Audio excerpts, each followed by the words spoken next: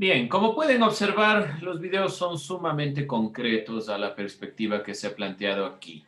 Ahora, ustedes van a hacer una representación del observado, como usted desee, como usted considere más factible, pero que debe evidenciarse directamente.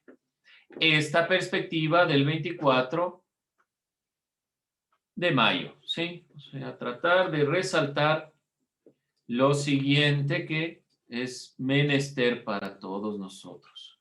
Ahora, sabemos bien que la batalla de Pichincha no fue un grupo de personas que llegaron a las faldas del Pichincha, pelearon con otras y listo, se acabó. Solo ese grupo es el que se peleó y nada más pasó en nuestro territorio. No, es un proceso que deviene desde la conformación de la independencia de Guayaquil.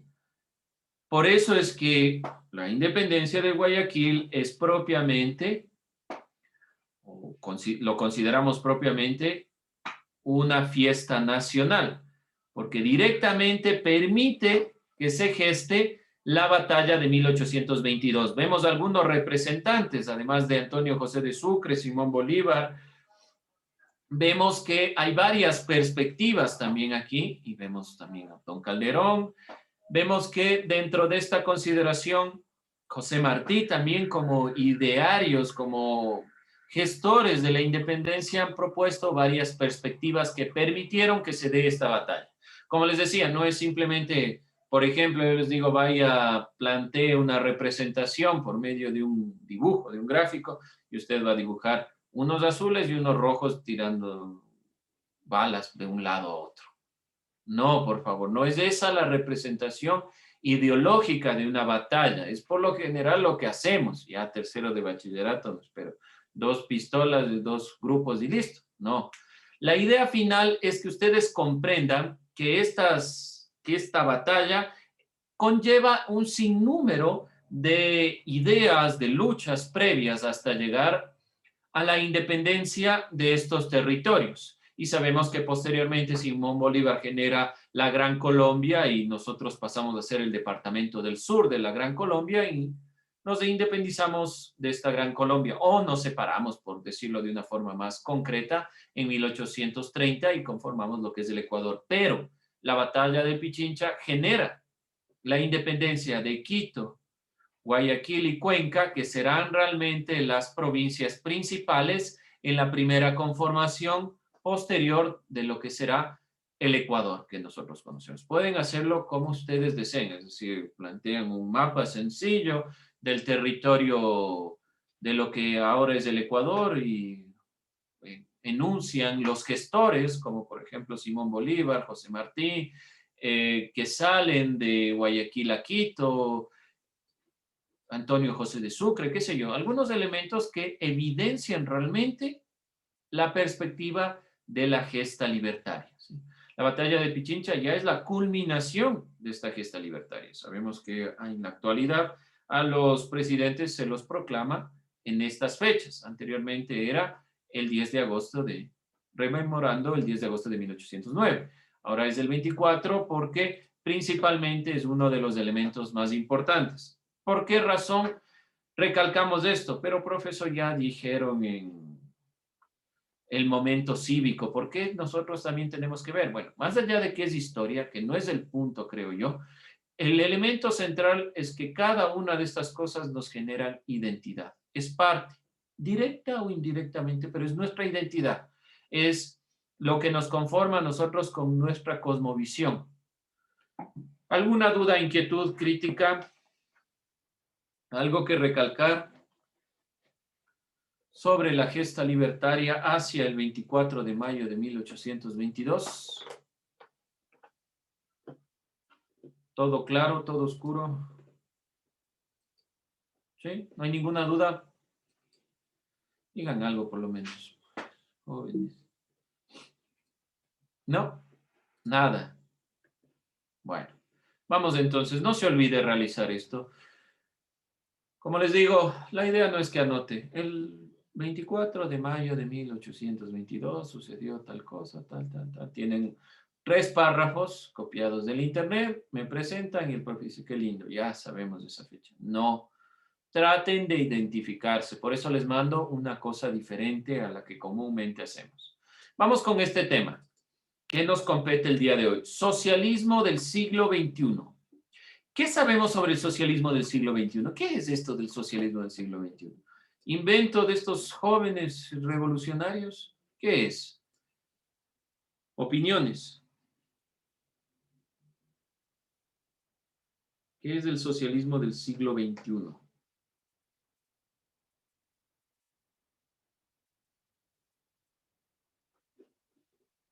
A ver, opine. ¿Qué he escuchado? Si no, toda la crítica que hay a este socialismo, ¿de qué estaban hablando? Vamos a ver. Algo, alguna cosa. Por lo menos, miren, ahí está Chávez. ¿Qué será?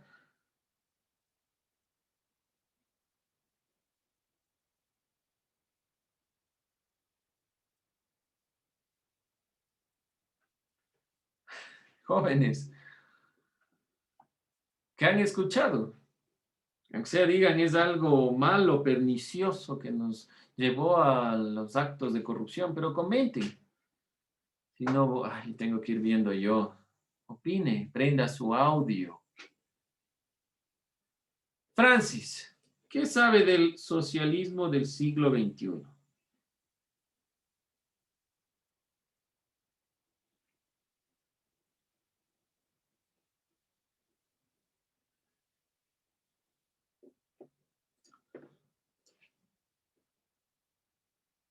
Ay, ya se les daña el audio también. Póngale ahí, pues está el chat, ¿no es cierto? Póngale ahí. Yo conozco el del socialismo del siglo XXI tal cosa, ¿ya? Sé que el chat sí le funciona. Mientras escribe Francis, vamos a ver qué me dice Alexandra. ¿Qué conoce del socialismo del siglo XXI? Según, o sea, que los gobiernos asumieron por sí mismos interpretaciones del socialismo del siglo XXI debido a la gran esperanza que tenían de Hugo Chávez y de Rafael Correa, que fueran la vanguardia estatal que ayudaran a los pueblos. Bueno, entonces lo que directamente conoce del socialismo del siglo XXI es estos dos representantes que querían un cambio. Ahora no sabemos qué cambio ni qué se tomó, pero tenemos alguna idea. ¿Qué cambio propusieron? Francis no acaba de escribir, está, pero que escribe. No escriba tanto, una idea nomás. Dicen, ¿no era que planteaban el proyecto político de la revolución bolivariana basado en la tercera vía y el bolivarianismo? Ah, pero explíqueme cuál es esa tercera ley, porque si no estamos hablando de muchas cosas. O Concreto. sea, la revolución bolivariana es como se define el proceso político, ideológico y social del régimen en Venezuela. Sí, de Hugo Chávez y de todo este proceso de la revolución hacia un cambio en... Sí, sí, desde las ideologías de Simón Bolívar, sí, pero concretamente, ¿qué es? O sea, me refiero, el cambio, por ejemplo, el presidente de la República, Guillermo Lasso, dijo que va a cambiar de la Secretaría de la Educación al Ministerio de la Educación. Ya, eso es algo concreto. ¿Qué concretamente es el socialismo del siglo XXI? No está mal lo que me dice Alexandra, pero es muy general. Algo vamos más concreto. ¿Cuáles son los cambios puntuales? Podría ser una etapa de transición como la democracia revolucionaria. Ya, sí, por ahí vamos, pero sigue estando dentro de las generalidades, pero ya planteamos un elemento, democracia revolucionaria. ¿Qué será? Vamos a ver, ¿qué más tenemos? Carlos, que no, Carlos, Sí, listen, dígame. la misma pregunta, esta de aquí, la misma. Sobre lo del socialismo. Ajá, ¿qué conoce?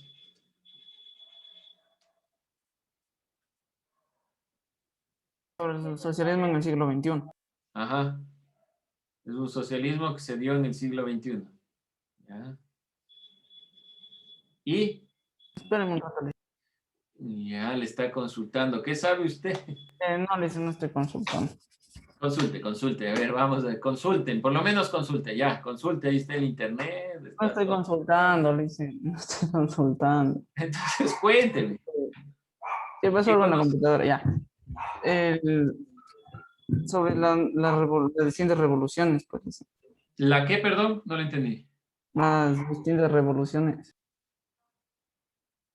Creo que va a partir de la palabra revolución. ¿Qué es revolución? ¿Qué es, ¿Vale? qué es revolución?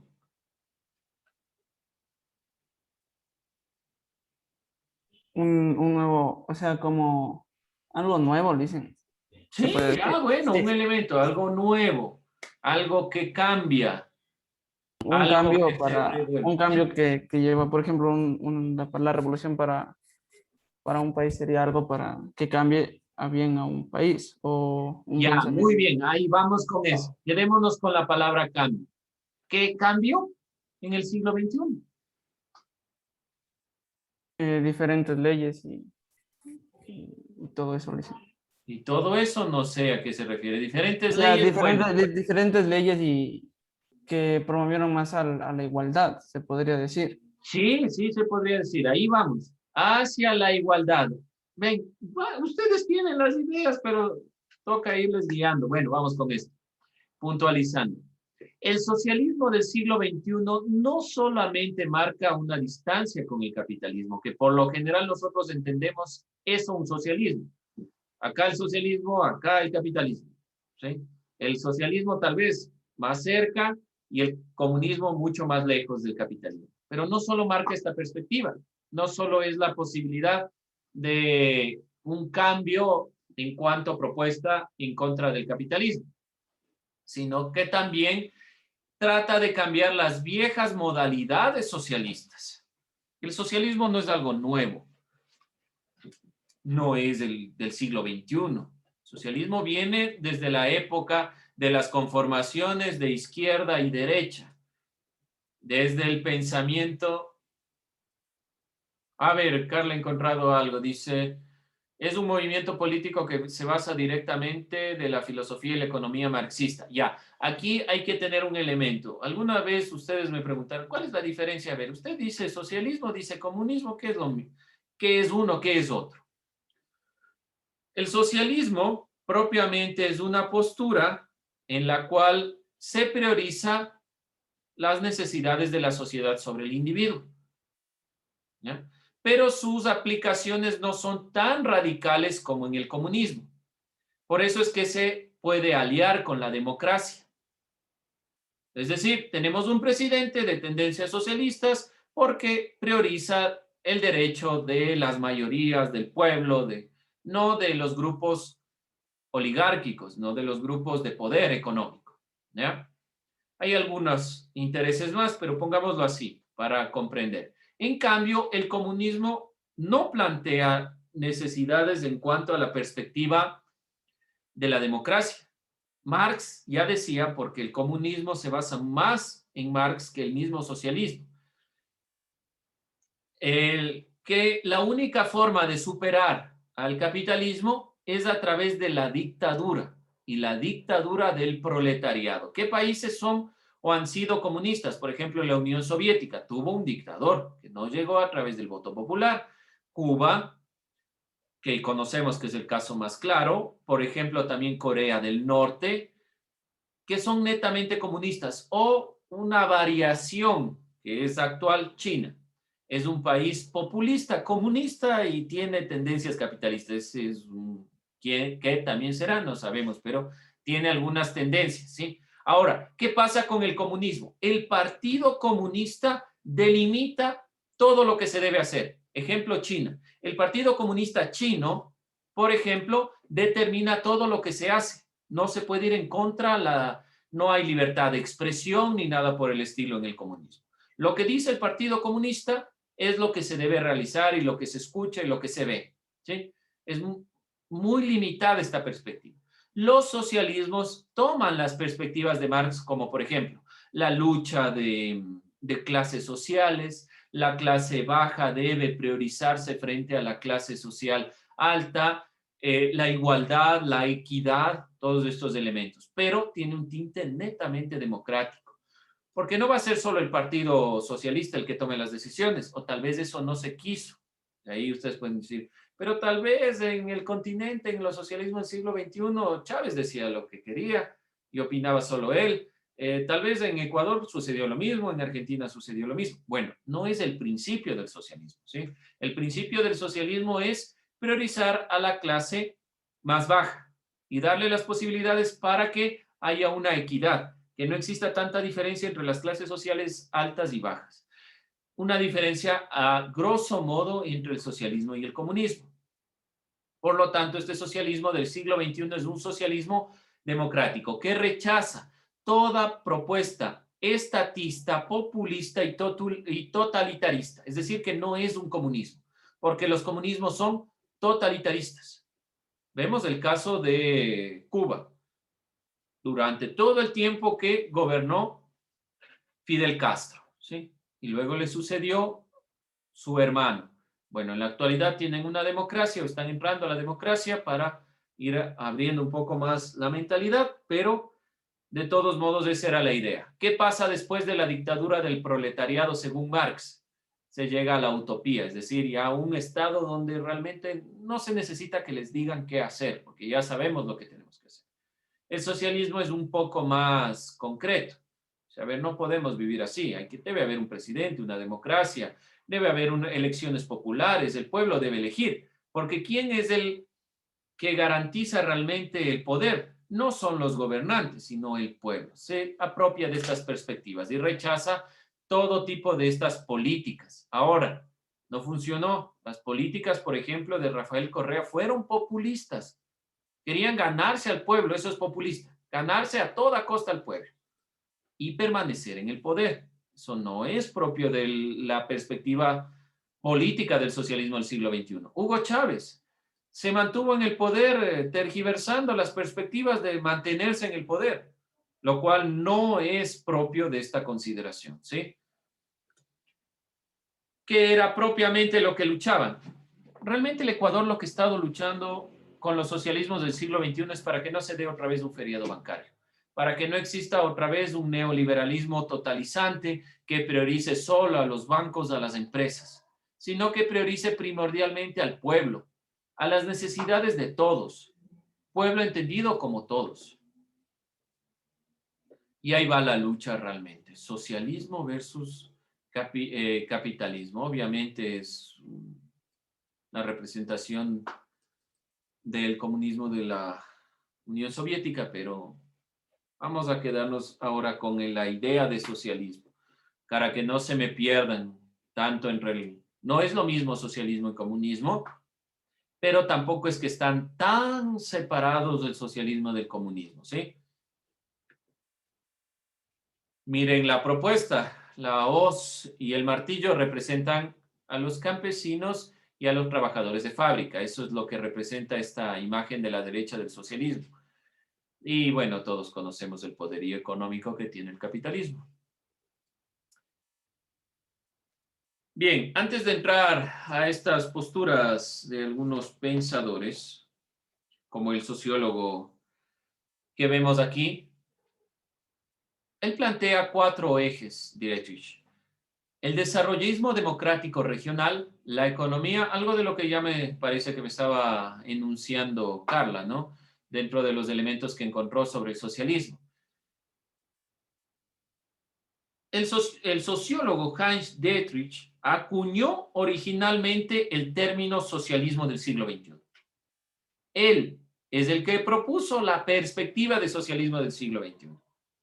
¿Qué quiero decir con esto? Es un invento la perspectiva del socialismo del siglo XXI para tratar de puntualizar estos cambios, y vemos ahí con un texto de Hugo Chávez y el socialismo del siglo XXI, que trata de puntualizar este pensador la perspectiva, este sociólogo, de que se va generando un cambio de perspectiva. Y en 4 ejes. Esto, por favor, tener en mente, en su cuaderno, mejor dicho.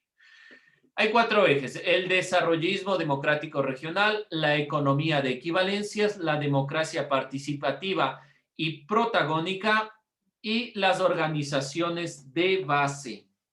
Propiamente el desarrollismo democrático regional es la posibilidad de que no se instauren dictaduras. dígale usted a Dietrich por qué razón toma un texto que dice Chávez y el socialismo del siglo XXI y uno de los ejes es el desarrollismo democrático y Chávez rompió toda esa democracia, ¿sí? Así que ahí hay muchas contradicciones.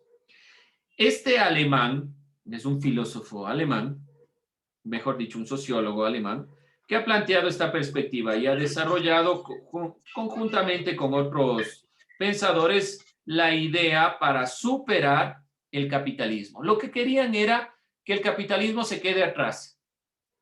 ¿Lo lograron? Definitivamente no. Vemos un país netamente comunista, populista como es China, y tiene una inversión capitalista muy fuerte. Entonces el capitalismo se permea, no se ha eliminado. A diferencia del capitalismo que parte de una concepción de personas aisladas, el socialismo del siglo XXI, el punto de partida, es el sujeto histórico, el que ya hablaba Marx, del proyecto de ser humano en su condición social. Esto ya planteó Marx, esta perspectiva. Aquí hay una visión propia del trabajo en cuanto a la idea del socialismo, pero nos quedamos con esta frase. A diferencia del capitalismo, entonces el socialismo quiere regresar a la esencia que Marx decía que es propia del ser humano. ¿Cuál es la esencia del ser humano? Ser social, ser históricamente social. Por lo tanto, si es social, no vamos a priorizar las necesidades de unos individuos.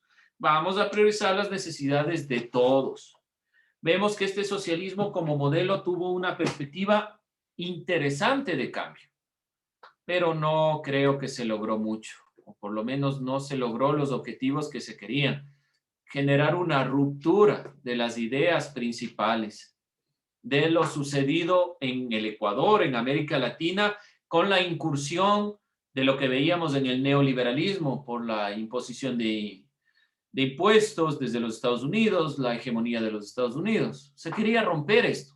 Por eso es que América Latina se acoge al socialismo del siglo XXI acuñado por un alemán, porque querían romper esta brecha.